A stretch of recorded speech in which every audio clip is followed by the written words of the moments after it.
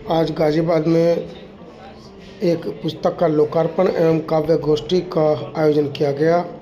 पुस्तक का लोकार्पण कवयित्री इंदु रवि जी की किताब समय की मांग काव्य संग्रह का था, जिसमें मुख्य अतिथि और तमाम जो साथी थे उन्होंने बढ़ चढ़कर हिस्सा लिया।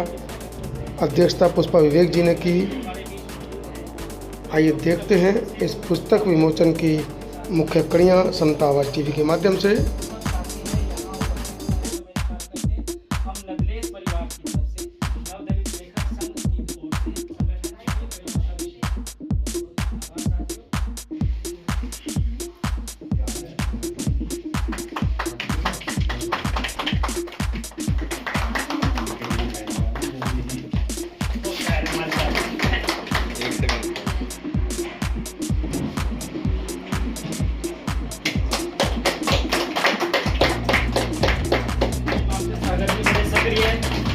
साहित्यकार हैं हमारे मामले जी, काम कर रहे हैं मनोज।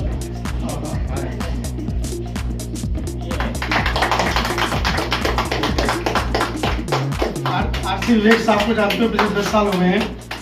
छोटी छोटी किताबें वो हर कार्यक्रम में जाकर वितरित करते हैं और ये पहली बार है कि इनके माध्यम से सहयोग जो सम्मान मिल रहा है। दिल बड़ा गर्वित है कि आप जैसे नौजवानों से इस समय मुझे सम्मान मिल रहा है और आपको भूख मिलेगी अभी।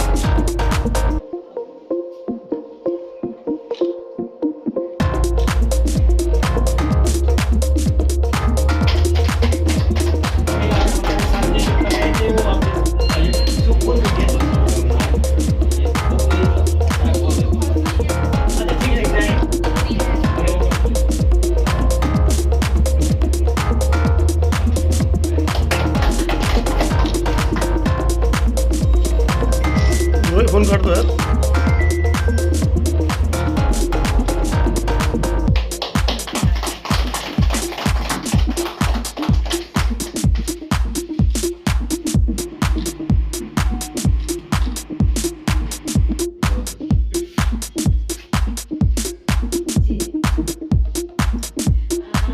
करेंगे और दूसरे चरण में उपस्थित कवि कवित्रियों का हम काव्य पाठ कराएंगे। तो साथियों, कार्यक्रम शुरू करने से पहले सबसे पहले अध्यक्षता के लिए नदलेस की अध्यक्ष पुष्पा मैम का हम हार्दिक स्वागत करते हैं। पुष्पा विवेक मैम नदलेस की वर्तमान अध्यक्ष है। आज की गोष्ठी की अध्यक्ष पुष्पा विवेक मैम ही रहेंगी।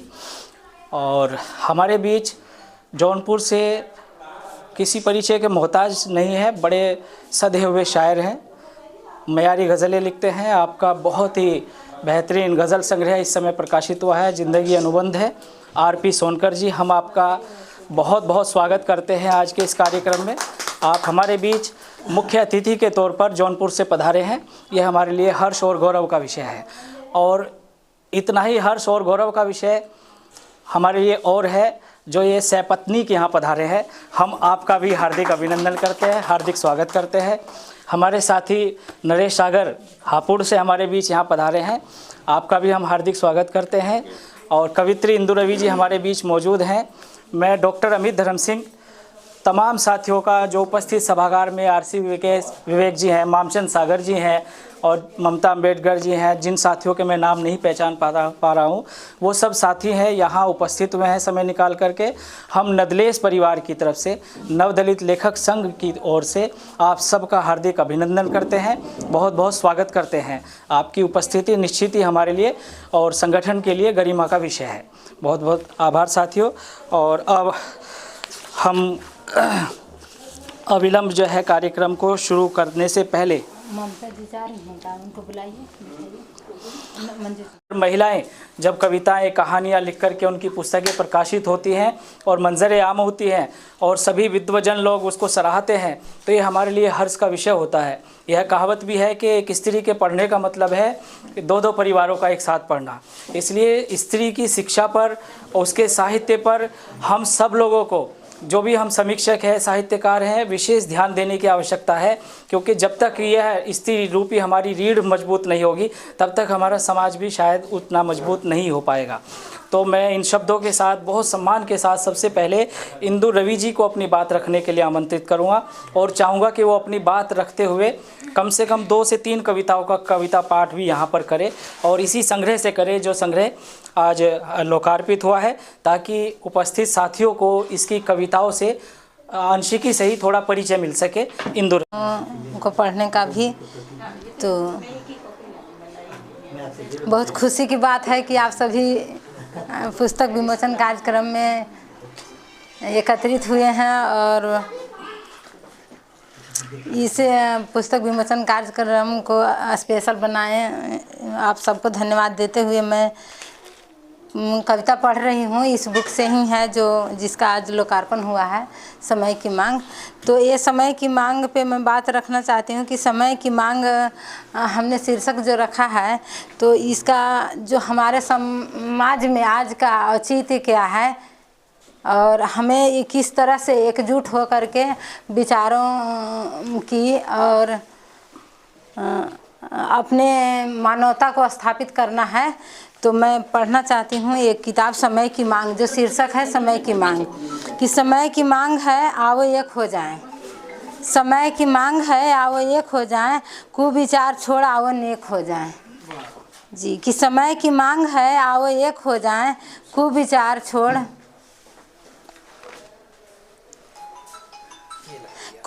छोड़ आओ नेक हो जाएं।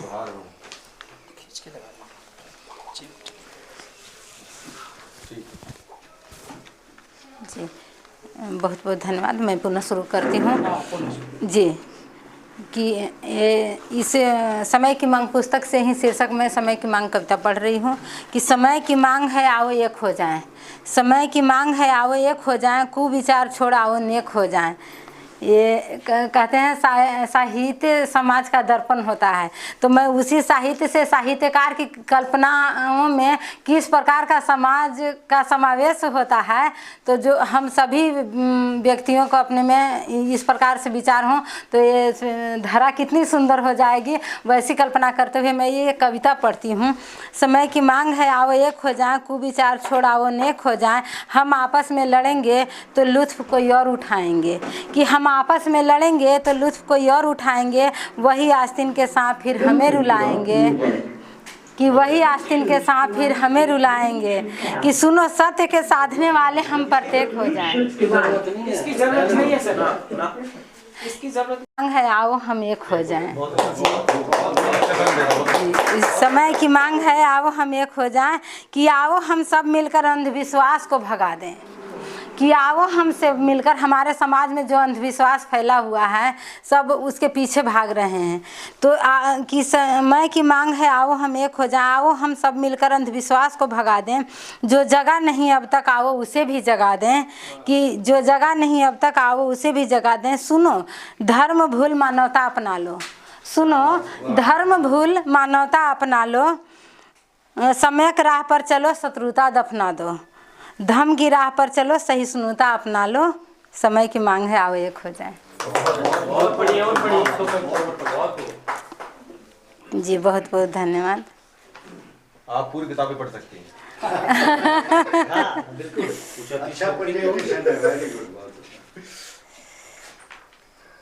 जी, ये मैं महिला हूँ तो मत पूजो। मैं एक कविता पढ़ना चाहती हूँ कि महिलाओं को मतलब किस तरह से समाज में, किस तरह से आज कल आने वाला भी है नवरात्र, तो मैंने लिखा है कि मत पूजो महिलाओं को, महिला स्वरूप बनाकर। तो मैं पढ़ती हूँ कि नारियों की मूर्तियों को पूजना बंद करो, नारियों की मूर्तियों को पूजना बंद करो, सिर्फ आदर दे दो काफ़ी है। पत्थर की मूर्ति पूजे और जीवित नारी का अपमान करे वो पापी है। जी, कि पत्थर की मूर्ति पूजे और जीवित नारी का अपमान करे वो पापी है। दशहरा में खूब पूजते हो काली दुर्गा जगदम्बे आदि को, मैं तंग आ गई हूँ तेरे आडंबर देखकर। मत पूजो मेरी स्वरूप बनाकर, तुम मुझसे क्या भीख मांगते हो, कि तुम मुझसे क्या भीख मांगते हो। सुख समृद्धि की जग जननी कहकर, निर्मात्री कहकर। हाँ मैं हूँ निर्मात्री, हूँ मैं जग जननी, तो क्या हुआ, मैं स्वयं सुख और चैन नहीं पा सकती तेरे दानवता के कारण। मैं खुद असुरक्षित हूँ, मैं खुद असुरक्षित हूँ, डरी हुई सहमी हुई मेरी स्वरूपा नारी, मेरी स्वरूपा नारी। मैं नारी जाति को संरक्षण प्रदान नहीं कर सकती, उसे सुखी नहीं रख सकती, तो तुम्हें क्या खाक खुशियाँ प्रदान करूँगी, तो तुम्हें क्या खाक खुशियाँ प्रदान करूँगी। अरे मैं खुद तुम अविवेकी दरिंदों से सुख शांति की भिक्षा मांगती हूँ। मुझे देवी मत बना, मुझे इंसान रहने दो, कि मुझे लक्ष्मी मानकर पूजते हो। अरे मैं खुद आश्रित हूँ तुम पे, अर्थात अधिकांश नारियाँ आर्थिक रूप से आश्रित हैं पुरुषों पे। अरे मत पूजो मुझे सरस्वती बनाकर, मैं स्वयं कहीं कोने में अशिक्षित लाचार गंवार अबला बनी पड़ी रह जाती हूँ। कि अरे मूर्खों, मैं स्वयं अब अपनी स्वरूपा को ही सक्षम करने में असफल हूँ, तो तुझे क्या वरदान दूंगी। तुझे वरदान देने वाले तेरी माँ हैं, तेरे पिता गुरु आदि हैं, तेरा मंदिर विद्यालय है, वहीं जाकर तुम सुख समृद्धि प्राप्त करोगे, सबल और सफल हो पाओगे। मेरी निर्जीव प्रतिमा की तरफ मत भागो, कि मेरी निर्जीव प्रतिमा की तरफ मत भागो, सजीव सजनता की तरफ देखो। नारियां तेरे मुंह पर तमाचा पड़ती हैं, तुम कब जागोगी। हर साल तेरे अस्तित्व को जलाया जाता है, कि हर साल तेरे अस्तित्व को जलाया जाता है। तुम मुख दर्शक बन जाती हो और आंख बंद कर खुशियाँ मनाती हो, तभी तो तुझे कभी जिंदा जलाया जाता है, कभी गंदी निगाहों का शिकार बनाया जाता है, तुझे काल्पनिक बातों और कहानियों में भटकाया जाता है, और तुम आंख बंद कर सब कुछ करती जाती हो। तुम कब जागोगी और वास्तविकता की ओर कब भागोगी। वास्तविकता की ओर कब भागोगी। कि तुझे संविधान में अधिकार देने वाले बाबा साहेब हैं, तुझे सबल बनाने वाले बाबा साहेब हैं, तुम कब जानोगी। तुझे शिक्षा देने वाले ज्योतिबा और सावित्रीबाई फुले हैं, तुम कब मानोगी। तुम खोज करो, तेरा हक है जानना, आखिर तुम स्वाधीनता का गीत कब गाओगी। पढ़ो तुम जानो और अपने असली सुखदाता को पहचानो, असली सुखदाता को पहचानो। बहुत बहुत धन्यवाद। बहुत अच्छे शब्द जी। तो ये अपने समाज के जागृति के लिए मैंने अपनी मेहनत की है। इस किताब को प्रकाशित करने के लिए लगभग करीब मेरा स्वास्थ्य भी थोड़ा सा उतना अच्छा नहीं था, तो 1 साल करीब 1 साल 1.5 साल लग गया। तो इसमें कमलेश जी का बहुत बड़ा हाथ है, जिन्होंने मतलब पब्लिशर से वो संपर्क करके इस पुस्तक को प्रकाशित कराया, तो मैं उनका बहुत धन्यवाद देती हूँ। और हमारे जो हमेशा कहते हैं ना कि घर में जो अपने समाज में तो आप सभी मार्गदर्शक हैं। अभी हमारी मैम हैं पुष्पा विवेक मैम, तो मैं उनको नमन करती हूँ, उनको धन्यवाद देती हूँ। और नरेश सागर सर हैं, तो मैं उनसे भी बहुत कुछ सीखती हूँ। और कभी वैसा लगता है तो मैं ज़रूरत पर मोटिवेट होती हूँ, बात करके अच्छा लगता है, मार्गदर्शन करते हैं। आरपी सिंह सर हैं, तो उनसे तो पहली बार हमें संपर्क हुआ है, बट समाज के मार्गदर्शक हैं, तो मुझे एक खुशी है कि कहीं ना कहीं कोई फूल ही खिला रहे होंगे। जी जी। और अमित धर्म सिंह जी हैं तो ये साहित्य न सिर्फ वैचारिक तौर पर बल्कि साहित्यिक तौर पर भी मौजूद हैं। और इन्होंने जो अपनी कविता में बहुत अच्छी बात कही है कि हमें देवियाँ मत बनाओ, इंसान रहने दो, क्योंकि आप हमें लक्ष्मी नाम से तो पुकारते हो लेकिन धन हमारे पास होता नहीं, हम थोड़े थोड़े पैसों के लिए आप पर आश्रित रहती हैं। तो इसका मतलब यह है कि जो हमारा समाज है, पितृसत्तात्मक समाज है या पुरुषसत्तात्मक समाज है, उसकी कथनी और करनी में फ़र्क है। वह स्त्री को वो बहुत ऊंचा दर्जा तो अवश्य देता है लेकिन भौतिक संसाधनों में और सुखों से उसे शायद पिछाड़ देता है और उसको वह बराबरी नहीं देता जिसकी वह हकदार होती है। और जिन घरों में इस बराबरी के हक को दिया जाता है उन घरों में इंदु रवि जैसी कवित्रियाँ निकल कर के सामने आती हैं। और इंदु रवि जी ने भी साफ साफ तौर पर कहा है कि मेरी अति व्यस्तताओं में कमलेश जी जो इनके जीवन साथी है वो इनका प्रॉपर हाथ बटाते हैं, साथ देते हैं और इनको प्रोत्साहित करते हैं। और तमाम हमारे साहित्यकार जो भी स्त्रियों को प्रोत्साहित करते हैं और सही दिशा देते हैं, लिखने पढ़ने का शऊर सिखाते हैं, समझाते हैं, वे सब समाज के पुरोधा हैं। यह कार्य साथियों हमें और अधिक युद्ध स्तर पर करते रहने की आवश्यकता है।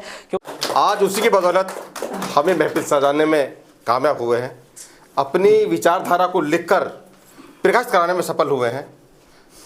मैं उस विश्व रत्न को प्रणाम करता हूँ, नमन करता हूँ। बहुत सारे लोग बैठ सभी कलमकार हैं। इंदु रवि शायद दूसरी पहल है, दूसरी किताब है मेरे हिसाब से।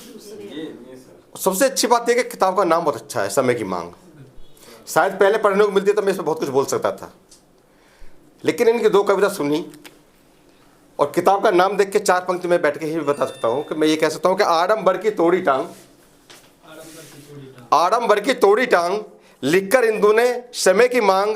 हम सचते जिंदा हैं अब तक, हम सच थे जिंदा हैं अब तक, गलत कहे जो वह है रांग।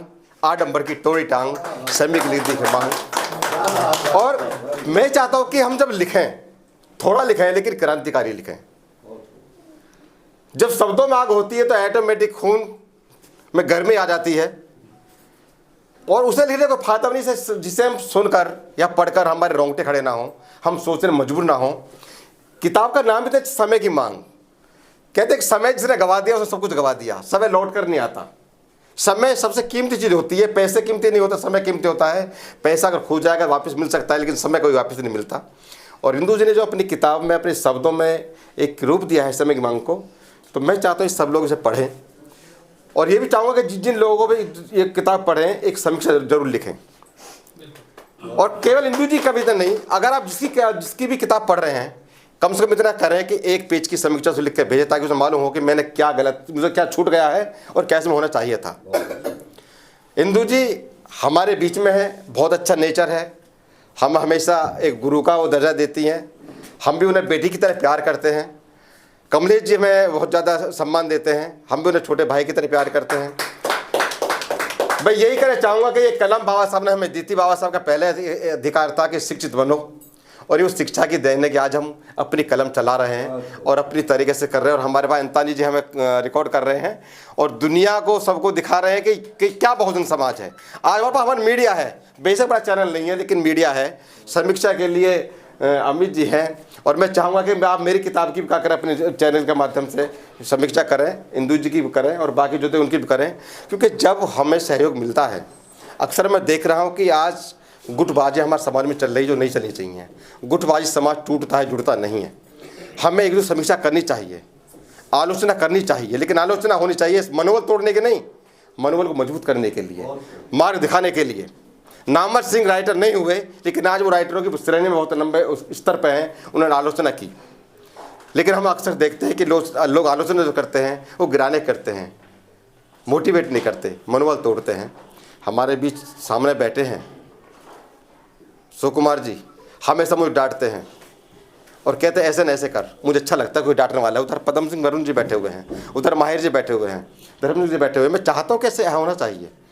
और मैं बार बार आपको साधुवाद देता हूँ। आपने इस किताब का नाम, किताब का जो कवर पेज है वो कह रहा है, कुछ कह रहा है और इतना कुछ कह रहा है कि हमें समय गंवाना नहीं चाहिए, इस समय को बचाना चाहिए और समय का दुरुपयोग नहीं करना चाहिए। इन शब्दों के साथ मैं इंदु जी को बधाई देता हूँ, कमलेश जी को बधाई देता हूँ जिन्होंने सहयोग किया, और आप सबको बधाई देता हूँ, साधुवाद देता हूँ। जय भीम।